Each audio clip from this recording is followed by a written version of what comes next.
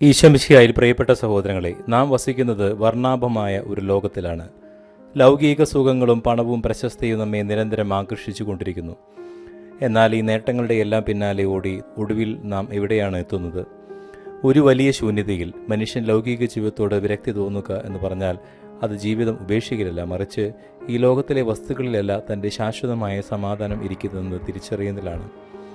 പരിശുദ്ധ കന്യകാമറിയം തൻ്റെ ജീവിതത്തിലൂടെ കാണിച്ചു തന്നത് ഈ ലൗകിക വിരക്തിയാണ്. സ്വർണത്തിൻ്റെയോ പണത്തിൻ്റെയോ പിന്നാലെയല്ല, മറിച്ച് ദൈവഹിതത്തിന് പിന്നാലെയായിരുന്നു അവൾ സഞ്ചരിച്ചത്. നമ്മൾ എപ്പോൾ മറിയത്തിൻ്റെ തണലിലേക്ക് വരുന്നുവോ അപ്പോൾ ഈ ലോകത്തിലെ നശ്വരമായ വസ്തുക്കളോടുള്ള അമിതമായ ആർത്തി നമ്മിൽ നിന്ന് വിട്ടുമാറുന്നു. അവിടെയാണ് ആത്മീയ ജീവിതത്തിൻ്റെ ഒന്നാം ഘട്ടം ആരംഭിക്കുന്നത്. ജീവിതത്തിൽ പലപ്പോഴും നാം നേരിടുന്ന പ്രതിസന്ധികൾ, രോഗം, ദാരിദ്ര്യം, ഒറ്റപ്പെടൽ, പ്രിയപ്പെട്ടവരുടെ ഏർപ്പാട്, ഇതെല്ലാം നമ്മെ ഒരു വലിയ അന്ധകാരത്തിലേക്ക് തള്ളിയിടുന്നു. എൻ്റെ ജീവിതം എന്തിനാണ് ഇത്രയധികം വേദനകൾ? ഞാൻ എന്ത് സഹിക്കണം എന്ന ചോദ്യം ഒരു കറുത്ത മേഘം പോലെ നമ്മെ പൊതിയുന്നു. ഈ അന്ധകാരം മനുഷ്യനെ തിന്മയുടെ വഴികളിലേക്ക് നയിക്കാം. നിരാശ ബാധിച്ച ഒരു മനുഷ്യൻ അന്ധകൻ്റെ കെണികളിൽ പെട്ടുപോകുവാൻ എളുപ്പമാണ്.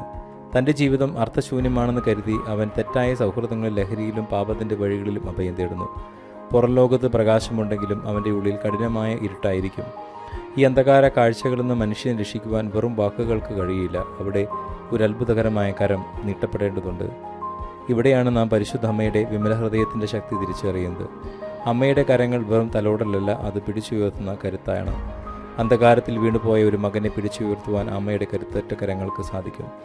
ആത്മീയ ജീവിതത്തിൽ നാം വീഴുമ്പോൾ നമ്മെ താങ്ങുന്നത് മറിയത്തിൻ്റെ മധ്യസ്ഥതയാണ്. സാത്താൻ തൻ്റെ തന്ത്രങ്ങളുമായി വരുമ്പോൾ അമ്മയുടെ സാന്നിധ്യം ഒരു കോട്ട പോലെ നമുക്ക് ചുറ്റും നിൽക്കുന്നു. പാപത്തിൻ്റെ ചടിയിൽ വീണുപോയാലും മകനെ എഴുന്നേൽക്കുക എന്ന് പറഞ്ഞ് നമ്മെ കഴുകി വെടുപ്പാക്കി ഈശോയുടെ അടുത്തേക്ക് എത്തിക്കുവാൻ അമ്മയ്ക്ക് കഴിയുന്നു.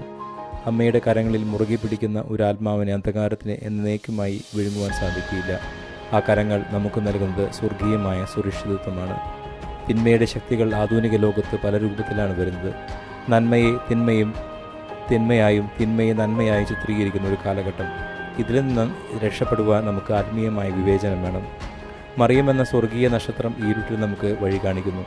ജപമാല എന്ന ആയുധം കയ്യിലേന്തി നാം അമ്മയുടെ കരങ്ങൾ പിടിക്കുമ്പോൾ തിന്മയുടെ എല്ലാ കെണികളും തകർക്കപ്പെടുന്നു. അഹങ്കാരം വിട്ട് വിനയത്തിലേക്കും ആർത്തി വിട്ട് സ്വർഗീയ നിക്ഷേപങ്ങളിലേക്കും നമ്മുടെ മനസ്സ് മാറുന്നു. മാതാവിൻ്റെ കാൽക്കീഴിൽ സർപ്പത്തിൻ്റെ തല തകർക്കപ്പെട്ട പോലെ നമ്മുടെ ജീവിതത്തിലെ എല്ലാ തിന്മകളെയും തകർക്കുവാൻ അമ്മയുടെ മധ്യസ്ഥതയ്ക്ക് ശക്തിയുണ്ട്. ലൗകിക മോഹങ്ങളിൽ നിന്ന് വിമുക്തനായി ആത്മീയമായ ഉയരങ്ങളിലേക്ക് പറക്കുവാൻ അമ്മയുടെ കരങ്ങൾ നമ്മെ സഹായിക്കട്ടെ.